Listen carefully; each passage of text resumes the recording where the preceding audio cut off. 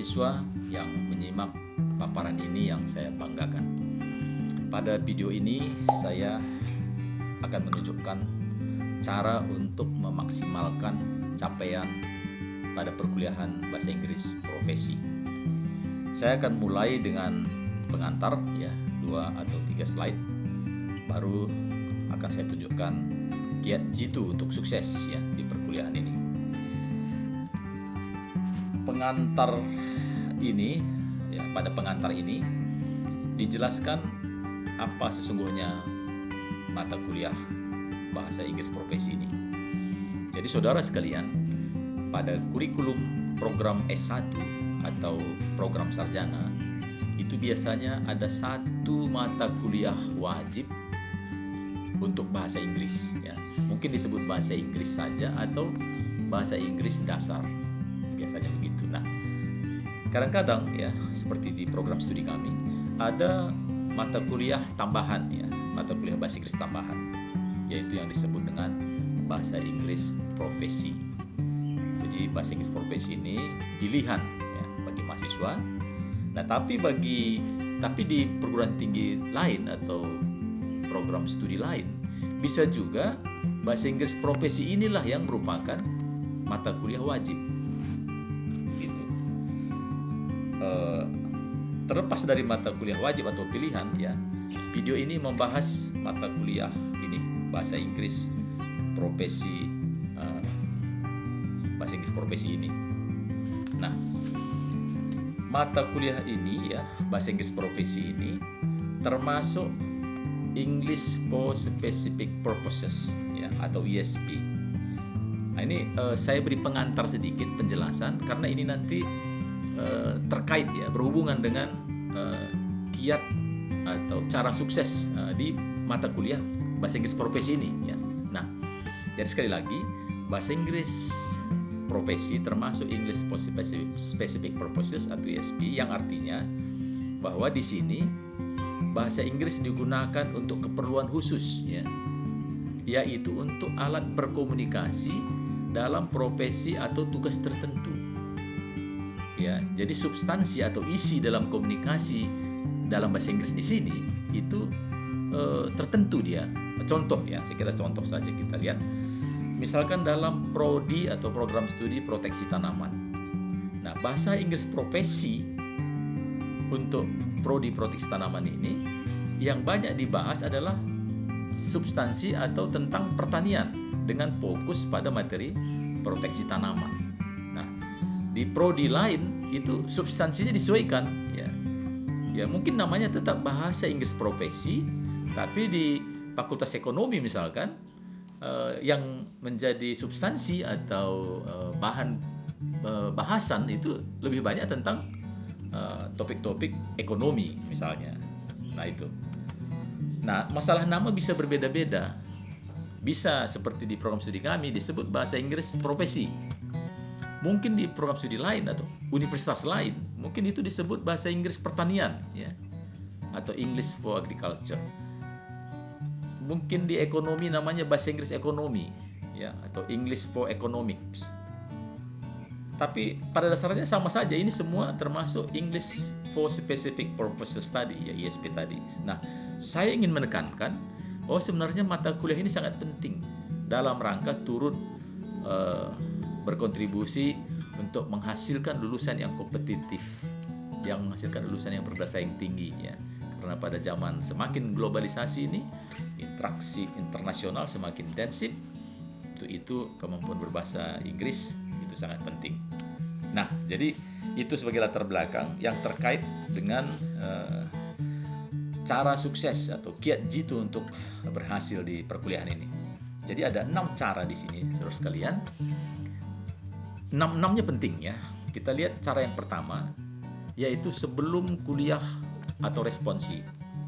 Di sini maksudnya, kembali saya tekankan bahwa sebelum kuliah atau sebelum responsi, pelajari materi sedapat mungkin ya. Biasanya bisa diketahui dari kontrak kuliah atau dari RPS ya, rencana pembelajaran semester ya. Apa sih kuliahnya minggu depan ya, apa kuliahnya besok ya. Sebelum kuliah pelajari materi. Nah, maksudnya apa? Dengan Anda familiar dengan topik yang dibahas besok atau sebelum kuliah, itu Anda akan terbantu untuk cepat lebih menangkap, lebih memahami isi kuliah itu. Jadi mungkin ada bacaan, mungkin ada kata-kata ya, vocabulary, coba di review. Investasi sebentar aja waktunya itu dampaknya bisa signifikan. Itu yang pertama. Yang kedua, setelah kuliah atau responsi. Nah, di sini ini berulang saya tekankan karena ini kritikal ya, bahwa apa yang baru Anda pahami misalkan dari kuliah tadi, jika direview sesegera mungkin ya, ASAP ini as soon as possible ya, itu artinya ASAP ini as soon as possible ya. Nah, kalau Anda bisa review secepat mungkin, itu akan lebih mendalam pemahaman Anda, akan membantu Anda mengingat materi tadi ya, masuk ke long term memory ya, ingatan jangka panjang seperti itu. Jadi nanti ujian tidak terlalu repot karena sudah gampang dihafal, sudah dipahami. Ini kenyataannya seperti itu. Ya, beberapa jam setelah kuliah sebagian sudah lupa materi tadi. Kalau beberapa hari setelah kuliah mungkin sebagian sudah lupa. Sayang sekali ya, mungkin ada kata-kata baru tadi, mungkin cara memahami kalimat tertentu, mungkin ada tenses ya, grammar yang sudah dipahami tadi ya. Grammar walaupun tidak jadi fokus tetap bagian dari pengajaran bahasa Inggris tentunya. Itu yang kedua. Nah, cara yang ketiga, be profesional. Nah, ini jangan kaget saudara sekalian. Anda memang masih mahasiswa, tapi maksud saya di sini sikap Anda itu menyerupai profesional. Contoh, seringkali dosen ya, saya misalkan membuat satu kegiatan misalnya presentasi. Nah, dalam presentasi ini tentu mahasiswa menyiapkan materi presentasi dalam bahasa Inggris. Nah, di sini bersikaplah seperti profesional, dalam arti mencari materi presentasi di jurnal ilmiah, di buku referensi. Prinsipnya dibuat dengan baik, disampaikan ya di kelas nanti, disampaikan dalam bahasa Inggris dengan sebaik-baiknya. Makanya dipersiapkan. Ini suatu cara belajar yang sangat baik. Demikian juga misalnya dalam wawancara ya. Kadang-kadang saya buat wawancara misalkan pura-pura untuk memenangi untuk memenangkan suatu beasiswa misalkan, dibuatlah seperti wawancara pura-pura seperti itu, tapi bersikaplah bahwa itu benar-benar seperti benar-benar kejadiannya ya. Mungkin juga wawancara dalam untuk mendapatkan pekerjaan, misalkan si pewawancara sampai ke tingkat mengetahui kemampuan bahasa Inggris. Nah, listening video misalkan atau rekaman yang tentang topik perkuliahan dalam bahasa Inggris. Nah, anggap itu seperti profesional. Itu maksudnya. Itu cara ketiga ini. Nah, cara keempat adalah saya tuliskan di ini setiap kesempatan. Ya, setiap kesempatan. Jadi program perkuliahan kan biasanya terdiri atas banyak kegiatan ini, banyak kegiatan. Nah, setiap kegiatan itu dimanfaatkan. Ya, setiap kesempatan itu dimanfaatkan. Ya, termasuk di sini banyak berlatih. Ya. Baca dalam bahasa Inggris ya, writing, menulis, speaking ya, bicara, listening, mendengar ya. Sekali lagi ini kan masalah keterampilan ya. Jadi keterampilan itu semakin banyak berlatih semakin terampil ya. Jadi setiap kesempatan digunakan, itu cara keempat. Nah, cara kelima, tugas rumah. Nah, belajar bahasa Inggris seperti bahasa yang lain juga. Tugas rumah itu bagian yang integral dari perkuliahannya. Integral maksudnya tidak dapat dipisahkan.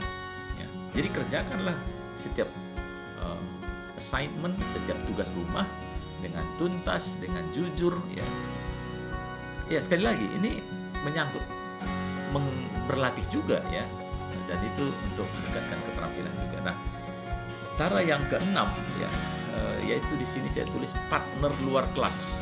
Jadi saudara sekalian, idealnya belajar bahasa Inggris ini tidak cukup hanya di ruang kelas. Ya.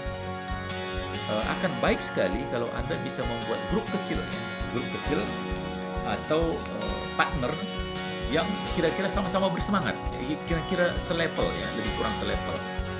Kan dengan demikian belajar bahasa Inggris itu kan lebih menyenangkan ya, dengan teman sendiri. Ya.